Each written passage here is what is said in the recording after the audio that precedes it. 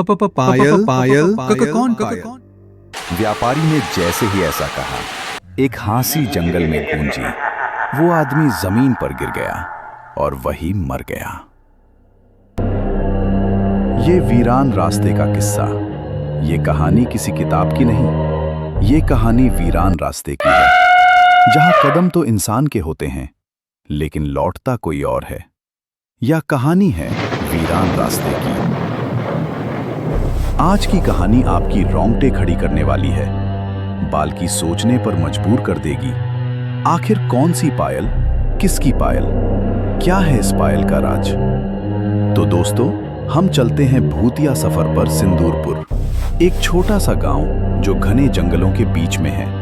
सिंदूरपुर से भैरोपुर लगभग 15 किलोमीटर का रास्ता, और यहीं दोनों गांव के बीच आता है वीरान रास्ता। और वीरान घाटियों से ढाका हुआ सिंदूरपुर और भैरवपुर के रास्ते में एक पुरानी दुकान थी। दुकान पर 4 लोग बैठे थे। चाय ठंडी हो चुकी थी, लेकिन उनके चेहरे पर साफ डर दिख रहा था। वीरान रास्ते का प्रेत साधारण नहीं है, और वो पीपल का पेड़। भाई, तुमने ठीक कहा सुना है। कल वहां किसी व्यापारी का मृत शरीर मिला है, और वो एक सवाल पूछती है कि पायल कहाँ है। अगर गलत जवाब दिया तो सीधा मौत। आज तक किसी को इसका सही जवाब नहीं पता कि पायल कहाँ है, और वो यही बात हर एक से क्यों पूछती है। उसका नाम सुनते ही बदन का खून ठंडा पड़ जाता है। उसी वक्त सिंदूरपुर की तरफ से 2 नौजवान आते दिखे।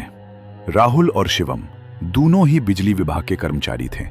नए नए ट्रांसफर होकर इस इलाके में आए थे। समय शाम का हो रहा था। शिवम, ये इलाका कुछ ज्यादा ही अजीब नहीं लग रहा है? अरे यार, नया नया इलाका है, तभी ऐसा लग रहा है। राहुल यार, जरा देखना, रास्ते में अगर कोई मिले तो भैरवपुर जाने का रास्ता पूछना, ठीक है? डरते घबराते कुछ दूर चलने के बाद उस पुरानी दुकान पर दोनों रुक गए। उनमें से एक ने पूछा, चाचा, भैरवपुर गांव का रास्ता किधर से जाएगा? राहुल का इतना ही कहना था कि सभी एक दूसरे का मुंह देखने लगे।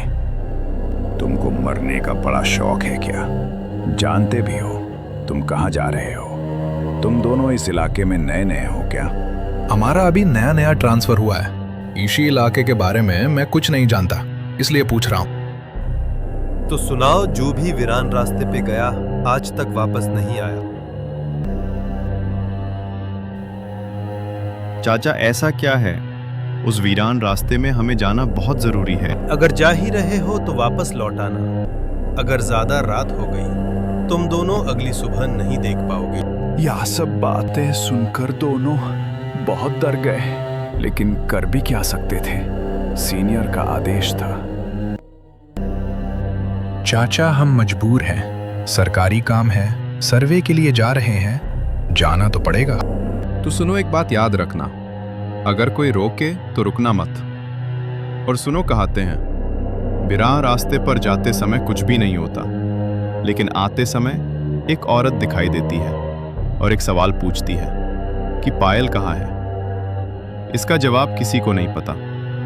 अगर जिंदा लौटाना चाहते हो तो गांव में हल्दीराम को ढूंढना, शायद कुछ जानते हो, और भगवान से दुआ करना कि पायल के बारे में पूछने वाली औरत। हवा तेज चलने लगी, पेड़ के पत्ते सरसराने लगे। राहुल और शिवम एक दूसरे को देख रहे थे। उनके सामने रास्ता था, और रास्ते के आगे मौत उनका इंतजार कर रही थी। दोनों धीरे धीरे उसे रास्ते पर चले जा रहे थे। जैसे ही उसे रास्ते पर पहुंचे, हवा का मिजाज बदल गया। शिवम, तुझे भी लग रहा है ना यहाँ हवा का मिजाज कुछ अलग है? अरे यार, तू भी ना उन गांव वालों की बातों में आ गया। मैं तो तेरे मजे ले रहा था। राहुल गांव वालों की बातों का मजाक बनाते चल रहा था। थोड़ी दूर चलने पर रास्ते के किनारे एक टपरी देखी।